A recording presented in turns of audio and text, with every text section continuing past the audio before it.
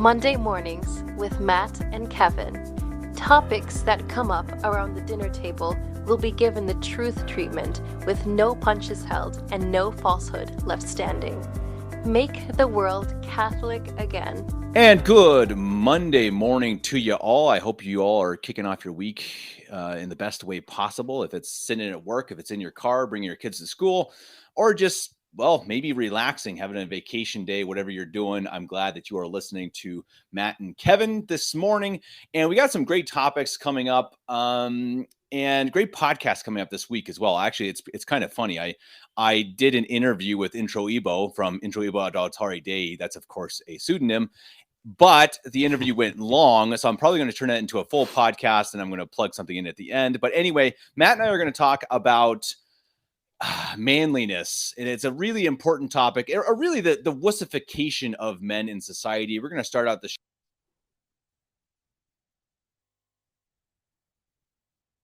Who is a buddy from Twitter, and I'm sure several of you or many of you know her on Twitter as well. And she's going to talk about the issues with screen time and how screen time affects children and, well, all of us in society.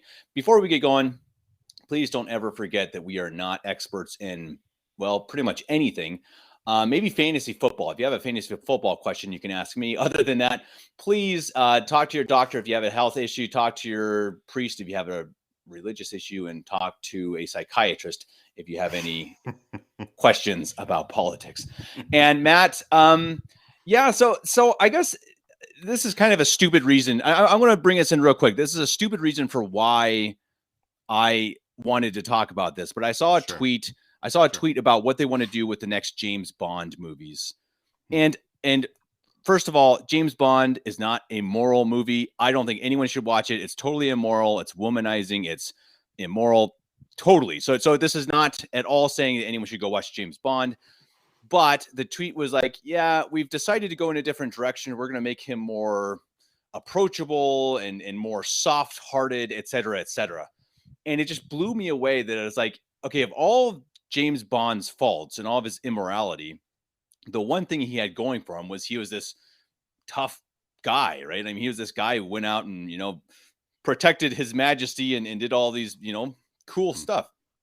And now they're going to turn him or they're probably going to make it a woman. It wouldn't surprise me. And that's kind of the point, right? And so everything, even James Bond, I mean, James Bond is being wussified. What do you have to say about that, Matt? The movie's going to be called Kevin James Bond, he, him. No, maybe that's the best case scenario. We're coming up with that. So I actually was reading when you messaged me and you were like, well, hey, why don't we kind of, touch on this week? I saw that a Catholic man turned down the role for actor for kind of the reasons that you said. But it's interesting. Mel Gibson? No, yes. No, Joe Biden in his next life as actor. So I think, I could jump back. What I kind of wanted to touch upon here is like, I think using this as an example of what we're doing as rational creatures, where our emotions are almost usurping our reason, and we're not designed that way. Our emotions have to be subjected to our reason. And, if you even think about it in a very simple sense, waking up in the morning, right? Some people love mornings. Some people have a very, very difficult time, myself being one of those people.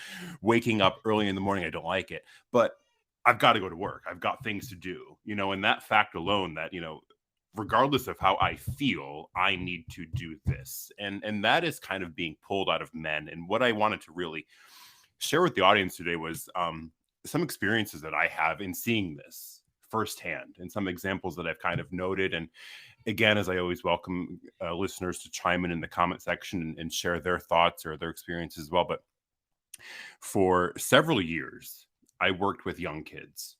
I worked with ages maybe 5 or 6 to 10, 11. And I remember in the early years of doing that, when I first started off, I brought my experiences as a child to this age group of 5, 6, 7-year-olds. And one of the first things that stuck out to me that was very different was we all went outside to play. So I had my group of kids, other, adults had their groups of kids, and we went outside to play. And as the kids all ran out onto the field and in the grassy area and the trees and the playground and all that we had out there, one of the boys in the group, he picked up a stick and he started whacking the tree with it. And I was, I'm a pretty cool kid.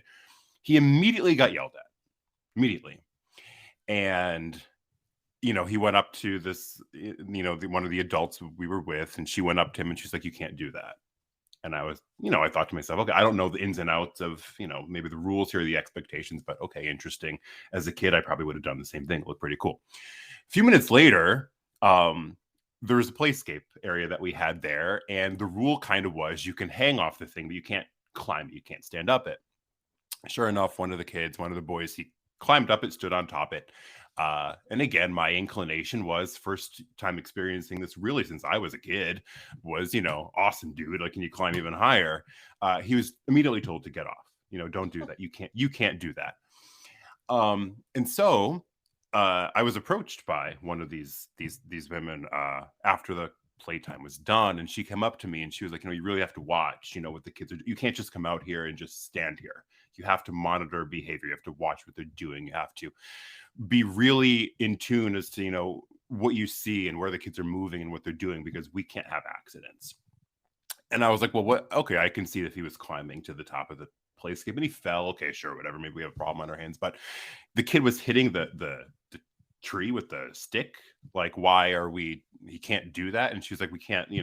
We don't want him to think that he can just hit property or hit other things.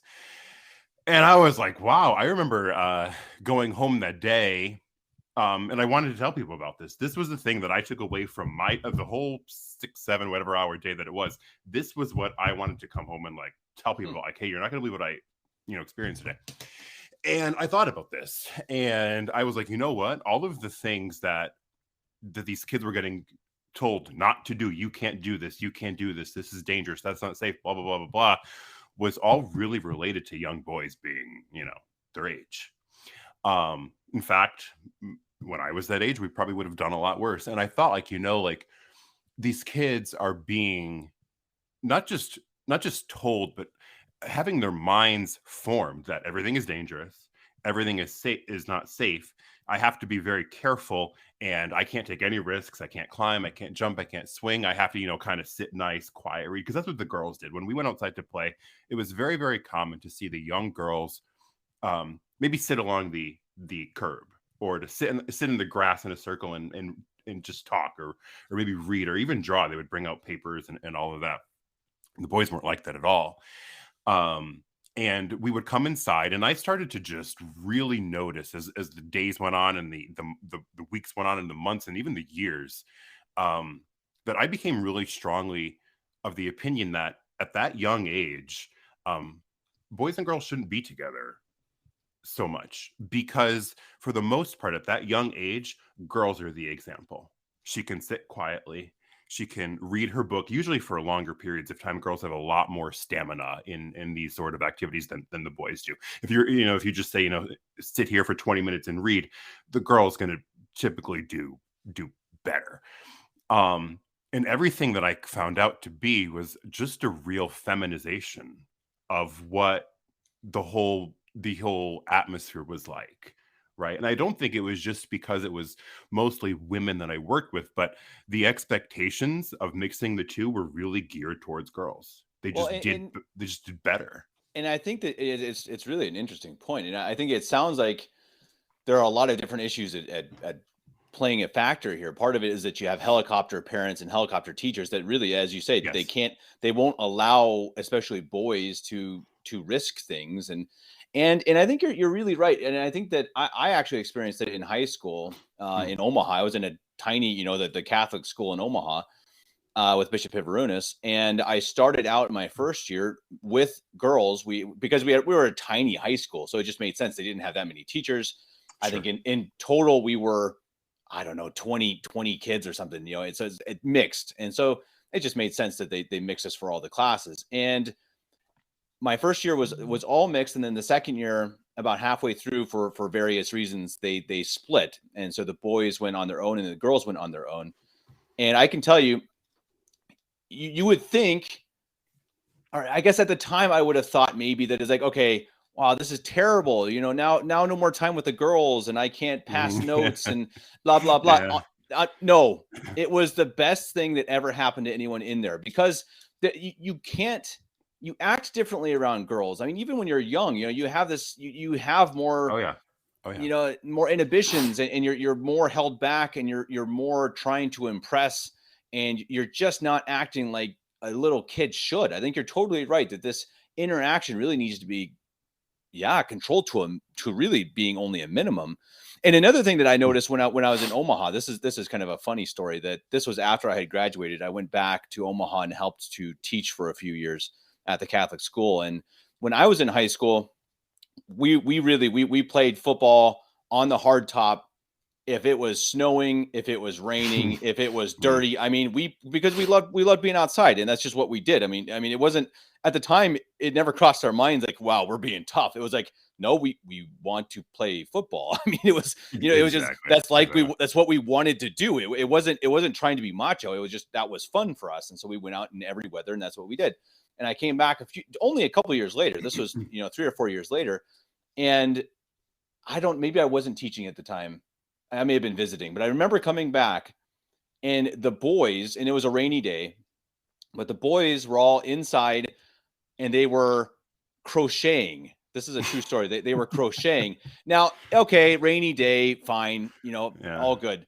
The girls on the same day were playing tackle football. It blew my mind. It was like, what on earth is this upside down world? It's just like something really crazy had happened. And I think that, as you said, there's some real, I don't know, lack of comprehension of what young boys need. Yeah, and I don't know if you've seen, it's circulated the internet in different platforms, but it's this video clip of like somebody who was born, say, in maybe the 50s or the 60s or the 70s, and they hit their shoulder, on the wall. Have you seen it? Yeah, and he's like, they don't even react. Awesome. It's awesome. You've seen it, right? And then, for those who aren't familiar with it, and so it's this guy, he repeats the same action 3 times.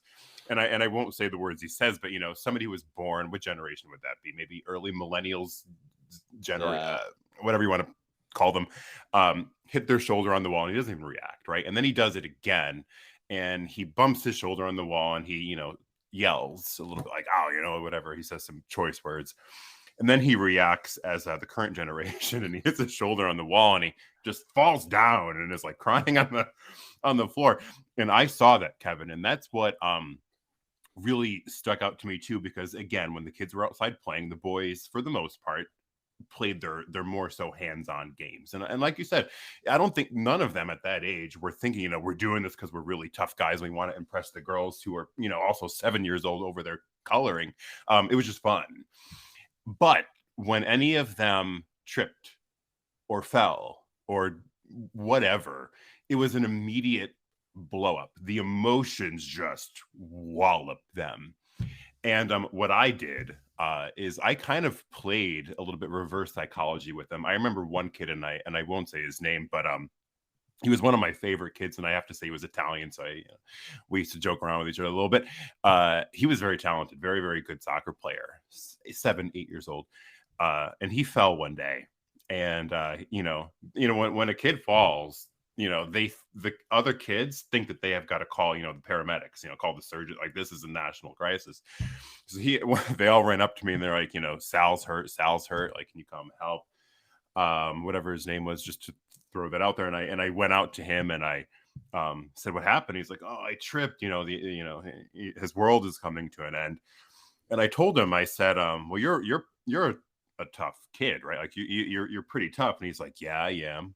And I was like, you're having fun playing, right? Like, this is cool. And he was like, yeah, I am. And I said, you're okay. Get up, keep playing, and shake it off. That's my, we used to say, shake it off, like work it off, stand up on it. I don't think kids hear that anymore. Their mind is taught that if I injure myself to whatever minor extent, I've got a massive problem on my hands. There's no such thing as, whatever, screw it, let me keep going. Their world ends. And it's just there's just an ingraining of this. Even, you know, the philosophy is be nice, be nice, be nice, be nice.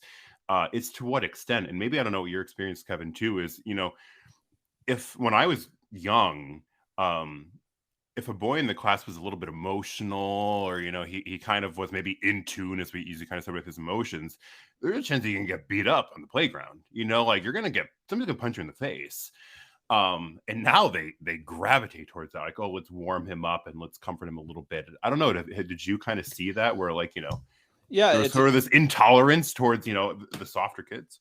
well, yeah. I mean, I'd say, you know, there is obviously a fine line between, you don't want bullying, obviously, but there was more pressure to be tough. I mean, you couldn't get away with being a pansy, you know. And Yes. I remember there were times where you know, we and I was a pretty tough kid, and we had a couple of kids when I was in high school that we would throw people around, and we'd get in snowball fights. And I mean, real honest to good. I mean, I have, you know, 5 brothers, so I mean, you know, there was a lot of fighting at home, and so it was kind of natural for me and a couple of the other kids there too. And I remember throwing some kids around and whitewashing them in the snow and stuff. And, you know, and maybe in the moment there would be some tears at times, and maybe I went too far at times. That's how it goes. You know, when you're a kid, you don't have as much control as you do when you're older. But these kids never, at that time, they never brought that. They never complained about it. They never tattled. They didn't go to the teachers. Right. They took it. And you know what? You know, the next time they either stayed a little bit farther away from us when there was snow, or, you know, they fought harder. You know, and I think that's pretty cool. And I think that there is also something that's really been lost in society, and that's a hierarchy, and that's a hierarchy in terms of earning your position in the world. So I mean, kids, and I'm sure you experienced this too.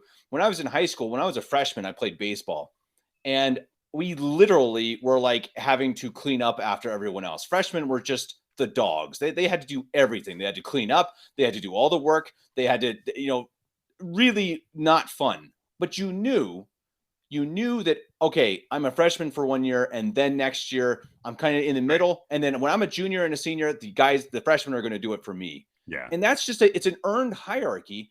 And that doesn't even exist anymore, because you'd be considered to be bullying the freshman. And so what it means is, as a freshman, you are equal to a senior. And so you don't have to earn anything. Yeah, and I wonder if, you know, just like you said there, you took it. You know, I'm a freshman. This is my role. This is what I got to do. I'm not going to complain about it. I'm not going to whine and moan about it. I'm just going to do it. You know, because my time will come. I'll earn this. You've got to earn it. You've got to work towards it. And, you know, I wonder how much of this is really intentional. Like, are they, you know, this whole sort of be more in tune with your emotions, you know, be nice, and that's really the cutoff of everything. As long as you're nice, you know, the rest is meaningless. I wonder if they're intentionally trying to destroy the masculinity in a lot of these young kids, or if they just think that, you know, this is what is proper of a culture. This is what is proper of a man. Like, are they trying to destroy it, or are they trying to maybe shape it or form it into ways that they once saw as harmful? I personally think, just from my experience alone, is I think that they think with their minds, with their worldly outlook, that it's just bad. That the way men are, the way young kids are, the young boys are, it's just bad. It's just not what women, girls, they're more so the model of you know, of behavior, and they're pushing it. Right? You don't really see the inverse. But it's because they've been totally brainwashed into that. So I mean, I think society. So the individual, I think you're right.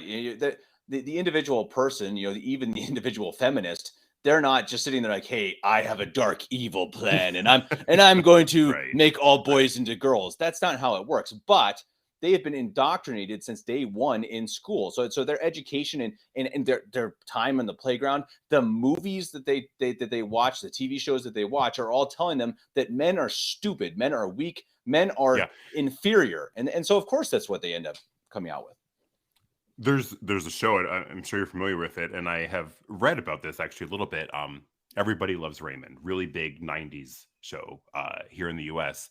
And it portrayed, and the reason why it was so successful, I think, was that it portrayed a family dynamic where the mother was controlling and you know, everything. She was always right.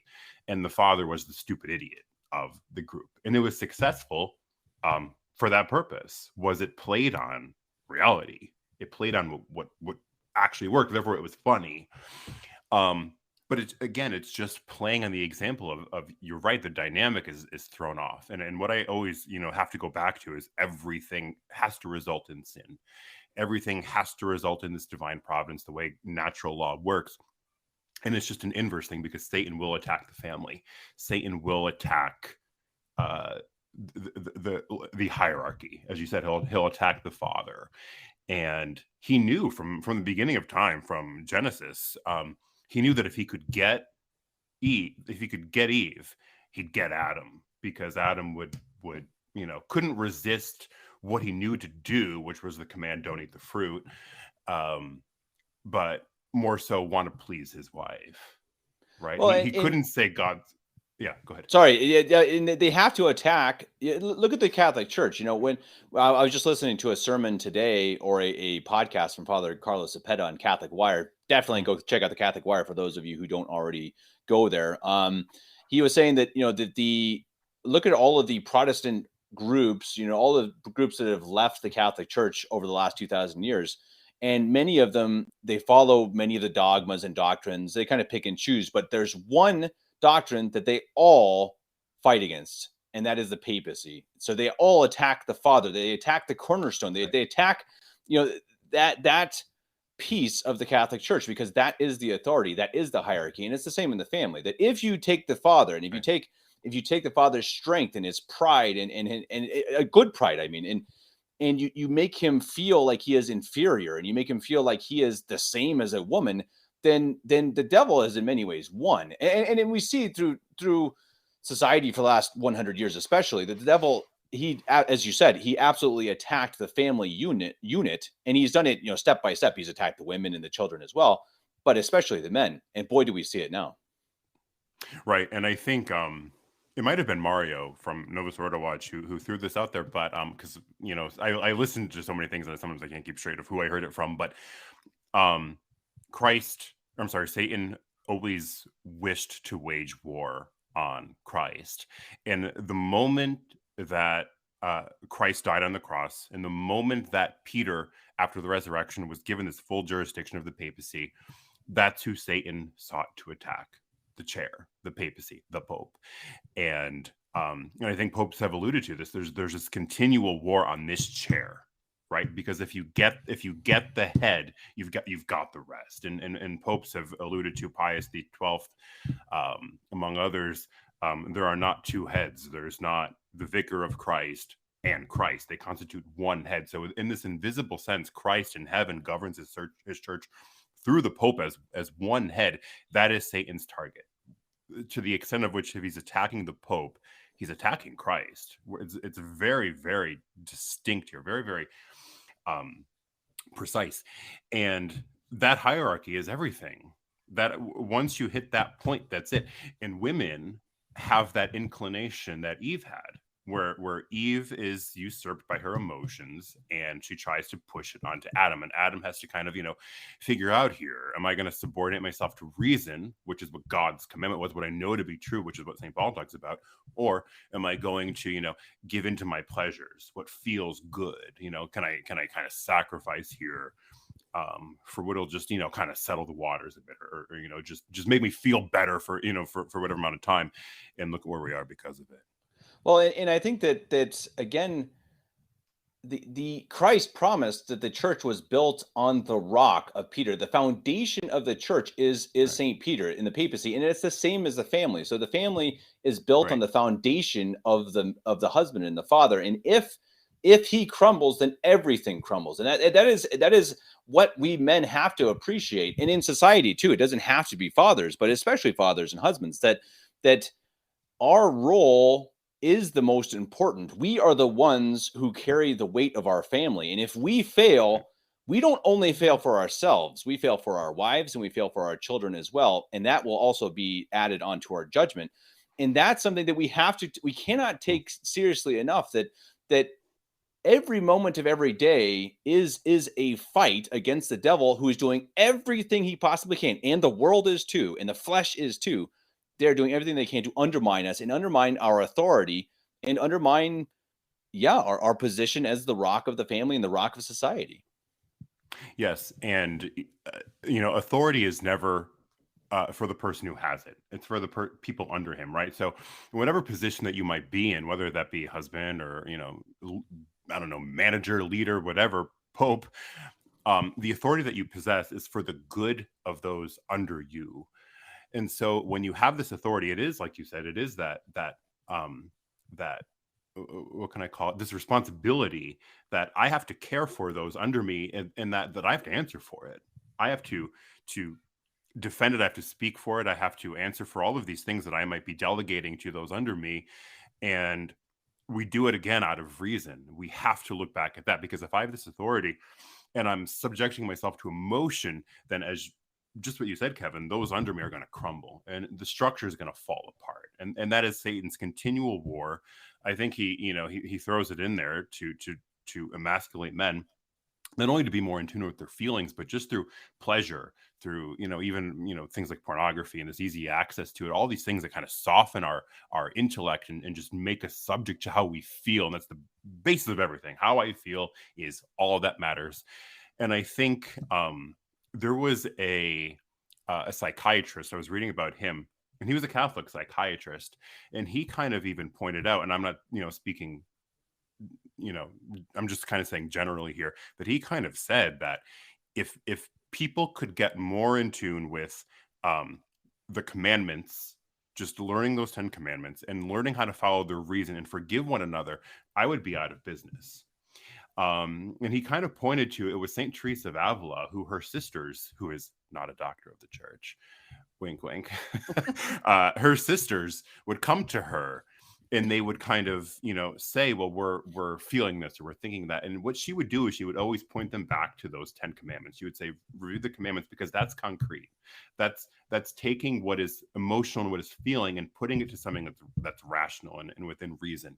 And that's how we need to operate. That's how we conquer ourselves. That's how we control ourselves. And that's how we build up this masculinity, is doing things that are hard, doing things that have to look at how I feel, put it aside and go out and do it anyway. And when you form those good habits, when you form those skills, when you form that mindset, it starts to become ingrained in you that, okay, how I feel matters less and less and less. I know what I need to do.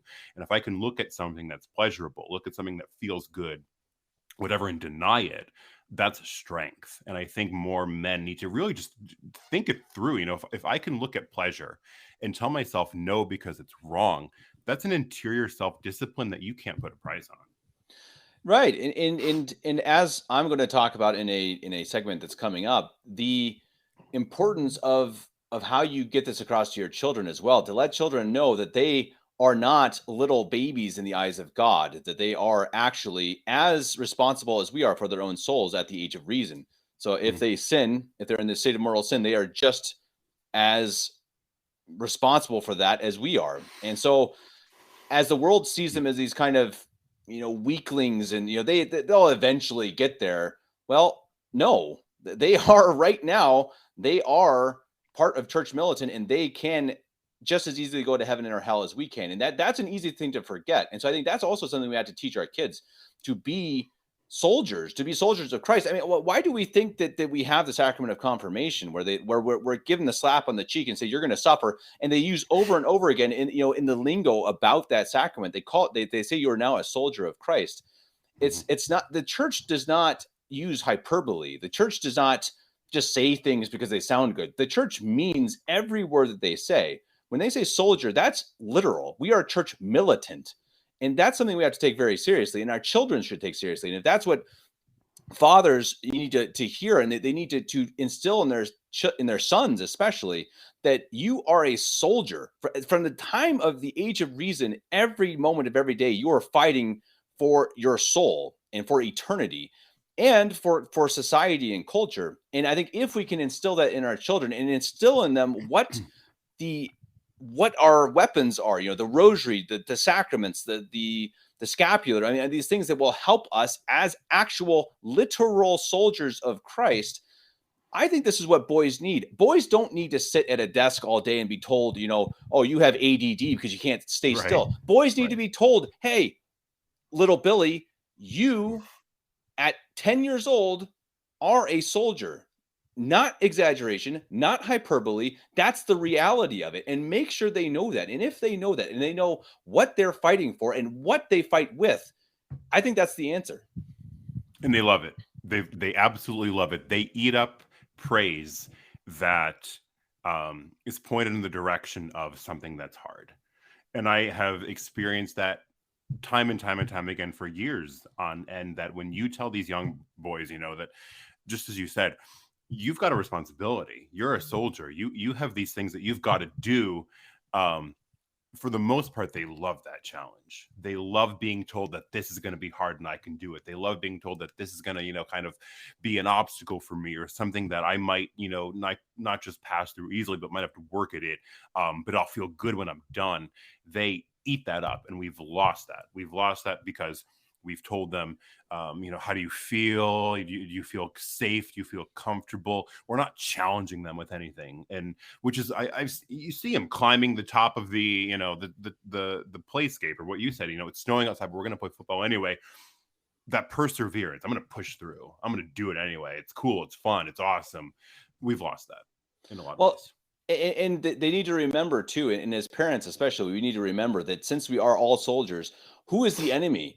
Who is the enemy? The enemy is the devil, the flesh, and the world. So as you mentioned earlier, our wills, that's the flesh. Our will is the enemy. We are, I should say, overcoming the will. I mean, our emotions and what we want as ourselves, that is the enemy. We have to do God's will, and we have to put aside our own will.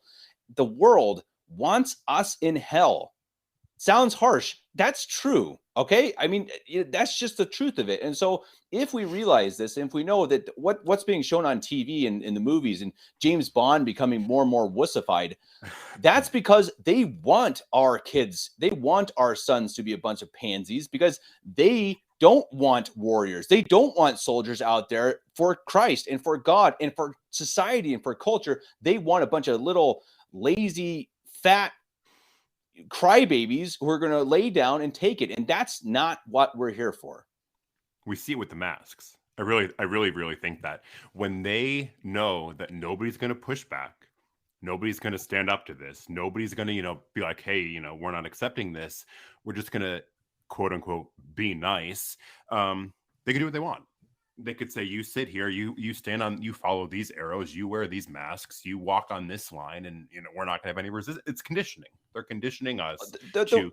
Did you see the World Economic Forum just came out with a statement saying that the COVID virus and how it was accepted by people around the world shows that the people will be willing for some sort of credit. What's the societal credit? What's the word, the terminology for it? Like a credit score, like a societal credit score. Oh, yeah. So like, hey, well. yeah. So like you'll be rewarded for wearing a mask, or you'll get points, or like you will actually live or die by how society judges you. And this is what they actually want. That's not conspiracy theory, folks. Go check it out. This is the WS. This is the World Economic Forum. This is what they're talking about. So they actually want you to be ruled by the state in what the state regards as good. So again, ladies and gentlemen, we're at war. We're at war with, but primarily with ourselves. And that's so important to remember, that all of these conspiracy theories and all the truths, conspiracy truths, and what's going on, the biggest challenge is to defeat ourselves. And if we can defeat ourselves and defeat our own will, that is where we start. And that is how we can actually become, well, soldiers that are actually going to have any effect whatsoever on this spiritual battle, which is oh so real, which we'll talk about in a coming podcast with Intro Ebo. Pretty crazy.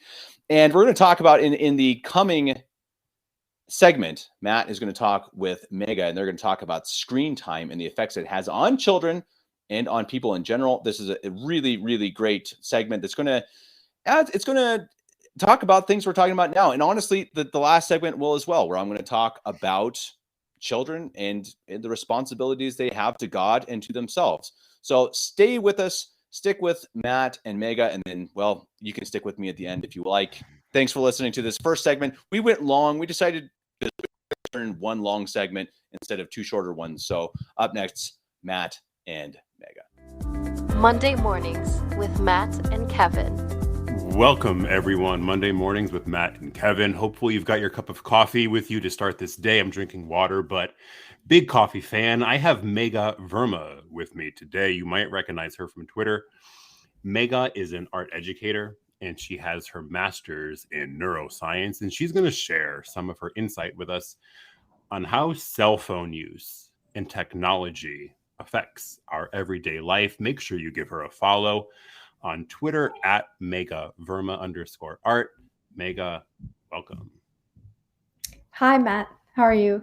I'm doing great, Megha. Thanks for coming on. So, Megha, it wasn't that long ago, when cell phones and computers and the internet really played no part in our daily life. Even for the people who worked office jobs, computers hadn't made their way into the private sector yet. And, now people, myself included, we wake up in the morning, we look at our phone.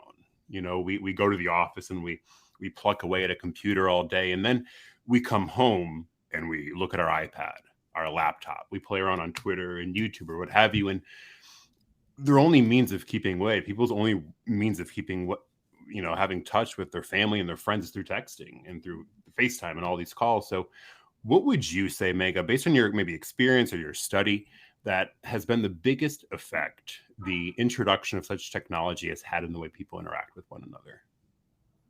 I think the biggest thing is that, well, especially for the younger people, they're losing their social skills. And social skills consist of all of those interactions and communications that cannot be quantified and put in material terms. So, for example, social skills are not simply what you say or how you write a text. It's also about intuiting the other person's feelings in the situation and knowing how to respond and when to respond and what facial expressions to make. These seem like very autistic things to talk about, but actually they're things that you naturally learn as a child the more and more you are socialized and playing with other children and people of different ages. And I think our preoccupation with screens and the tyranny of screens in our lives has inhibited children from learning these social skills that are crucial to normal social interactions. I have a younger sister, and during COVID, her school had mask mandates.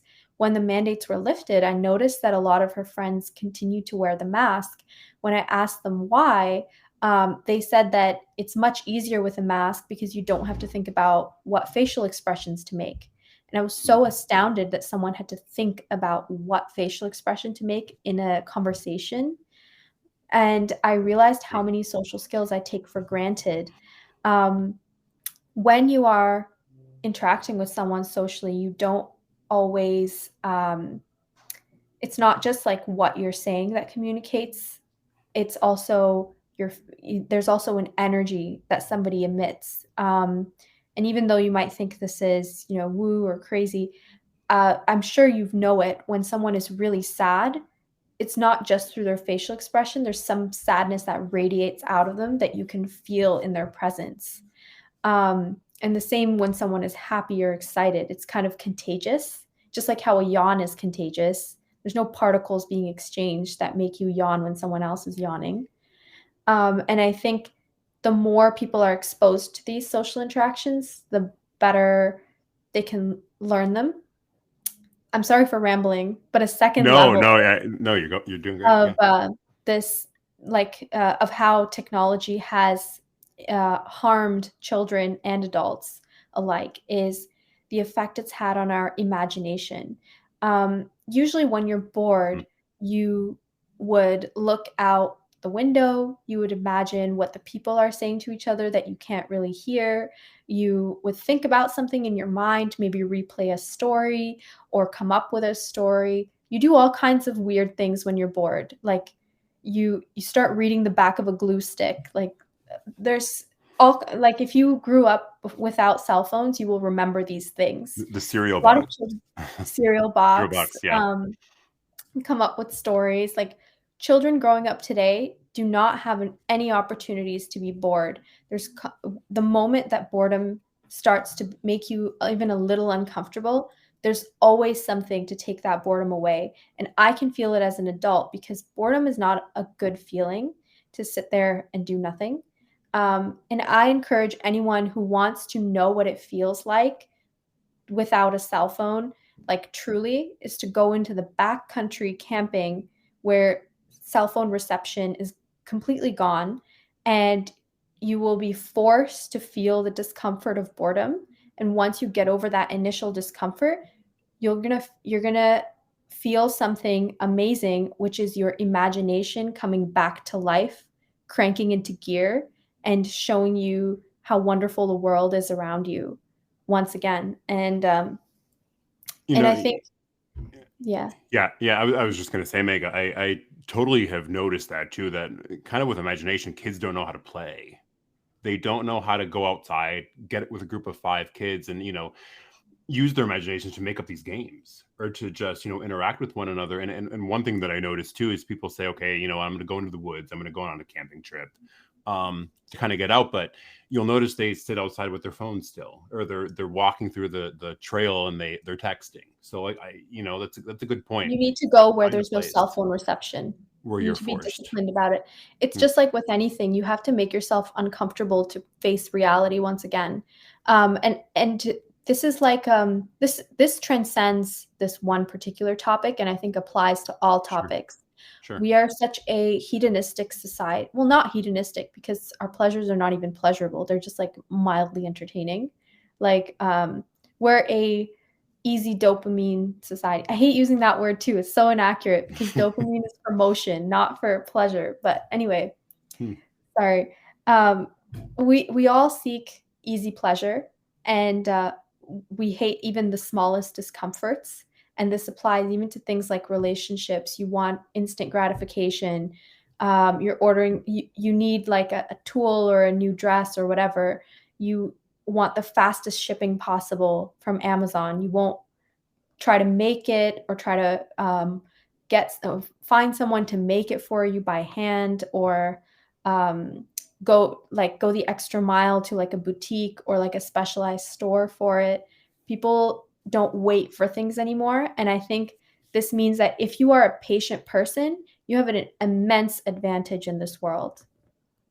That's a really good point, Meg. I didn't think about a lot of those things, but it's true. We're very much in a society that wants everything instantly, and our ability to be patient, our ability to, wait for things and not maybe feel that internal fluster, if I can call it that, is a really a discipline that I think a lot of people lack. And if I can kind of twist this a bit, those are great points. But what if I were to say to you, the internet has put a lot of knowledge, unlimited knowledge, really, right in people's hands, right? And I can connect with experts in literally any field.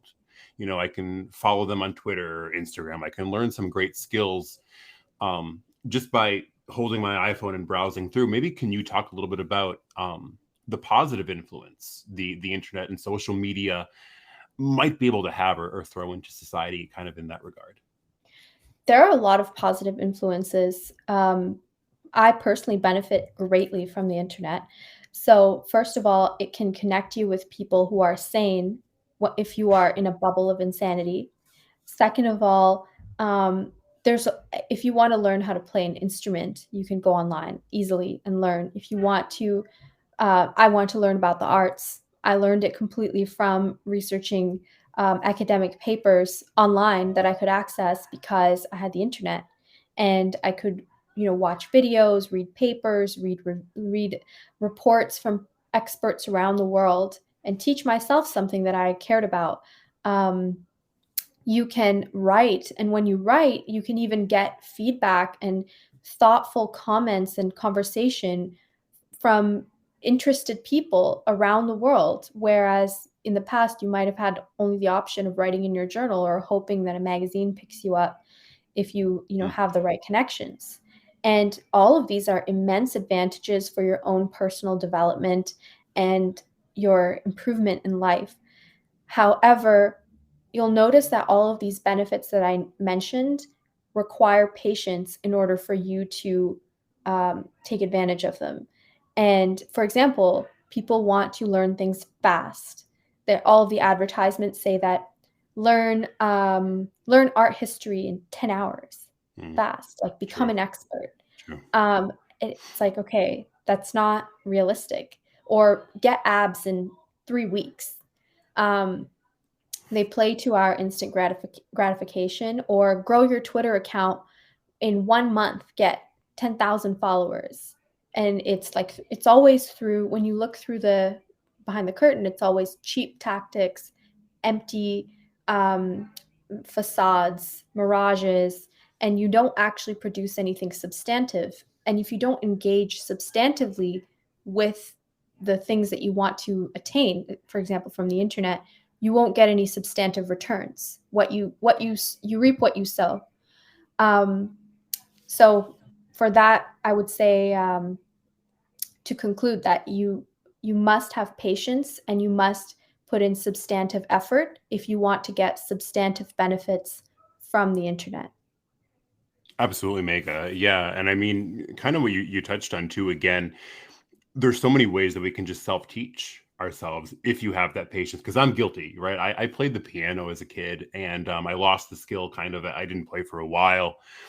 And then when I got older, I bought a pretty large, keyboard, and I went to YouTube and I said, oh, let me learn again. And, after 2 hours, it's like, why am I not Mozart yet? It's like, it's frustrating. So Yeah. not having that patience is hard to pace yourself, really, and to have that discipline. I would love to have you on again, Megha. These segments go very, very quick. You have a lot to offer, a lot to share. So I hope you can join us again, maybe for a more lengthy discussion next time. So any final thoughts you want to share?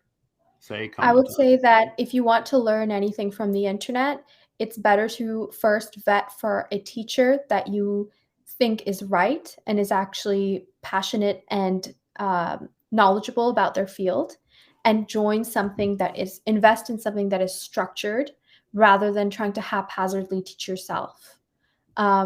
Because there is the truth that even though, we are always hating on public schooling and the school system, there is the truth that you do need a teacher to guide your learning for anything in life.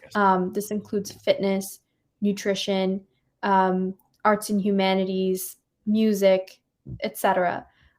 So finding good teachers is actually an extremely valuable thing to do. Great. Well, Megha, it has been really good having you again. Follow Megha on Twitter, Megha Verma _art. You can learn a lot from her account. Megha, thank you for joining us, and hopefully you join us soon. Thank you. You're listening to Monday Mornings with Matt and Kevin. Thank you, and please continue to support the Catholic Family Podcast. What do you want to be when you grow up? A movie star? A doctor? A baseball player? Maybe an astronaut?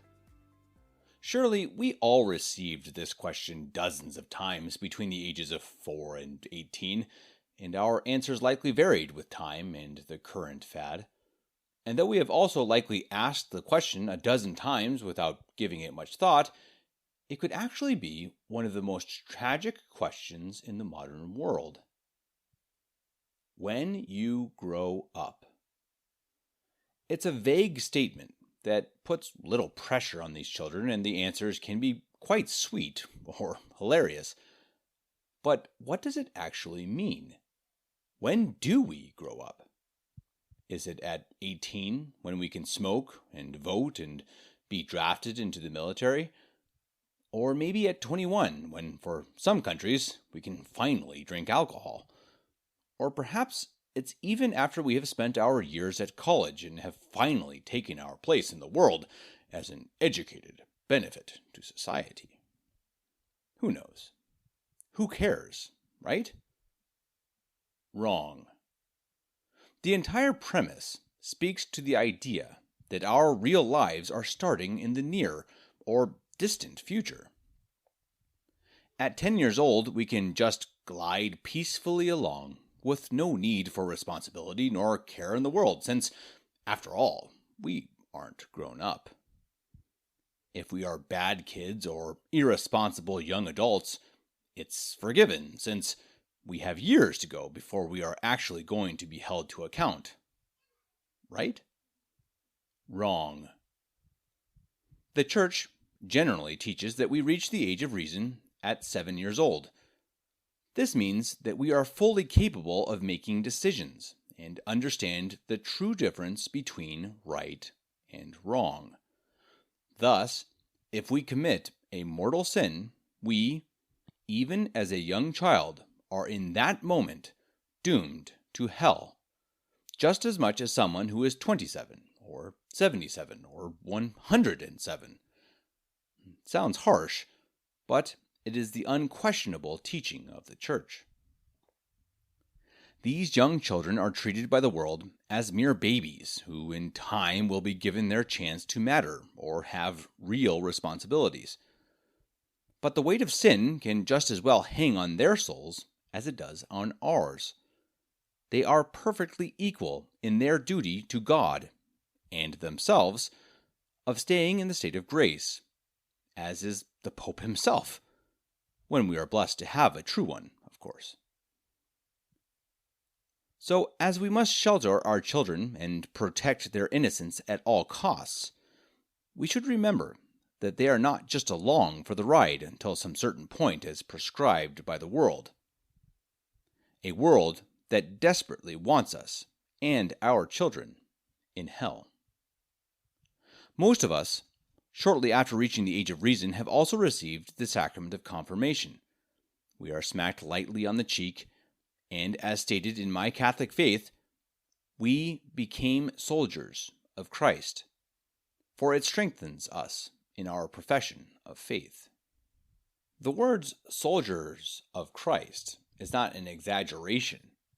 These supposed young children are soldiers of Christ. They are not named babies of Christ. They're not pages or wards or servants.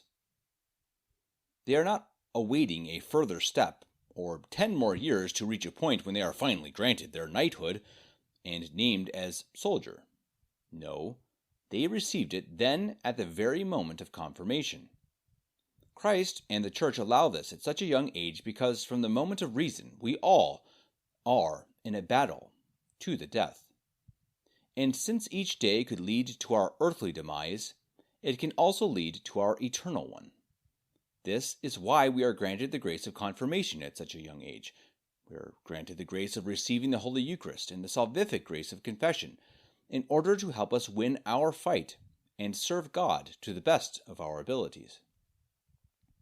Now, does this mean that children should wear sackcloth and ashes and stop having fun? Of course not. As St. John Bosco said, enjoy yourself, but do not sin. Each child who has received these sacraments, or will receive them, has surely been made aware of the direness of the situation, of the fact that in the eyes of God and of sin they will be judged, as we all are judged, mercifully but justly. It is good for a reminder to view them, or for them to view themselves, for the youth listening, not as the world sees them, but as God sees them. As for the first part of the original question, what do we want to be when we grow up? There is no harm in a child dreaming of being an astronaut or a doctor or a baseball player, but it's not the answer that we should wish for, and it's not the one that we should teach them to give. After all, there should only be one goal for all of us, one daydream that we each have, and one answer to the question of what do we want? I want to go to heaven. And as soldiers of Christ, we will have to fight every second of every day to be victorious, until, with God's help, we will one day hear the sweetest words of all eternity. Come you, blessed of my Father, inherit the kingdom prepared for you from the foundation of the world. Make the world Catholic again.